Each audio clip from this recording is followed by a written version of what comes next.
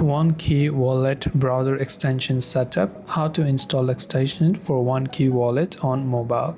Now, if you want to install extension for OneKey Wallet, first of all, a OneKey Wallet browser extension is designed exclusively for desktop browsers like Chrome, Edge, or Brave. Now, if you want to be able to access the same wallet on your web version as well as the mobile version, what you can do is you can import the same wallet on your mobile device that you use on your desktop extension. You can do this using a recovery seed phrase directly into the mobile app, or connect your physical OneKey hardware wallet via Bluetooth.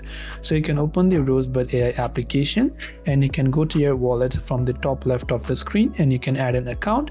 So whenever you're trying to maybe add a new wallet or a new account, you can basically just go ahead and then basically add it using your recovery phrase, or you can connect a hardware wallet. So hope this video helped you clarify your issue. If you have got any further questions, feel free to leave them down below. Thank you for watching and see you soon in the next video.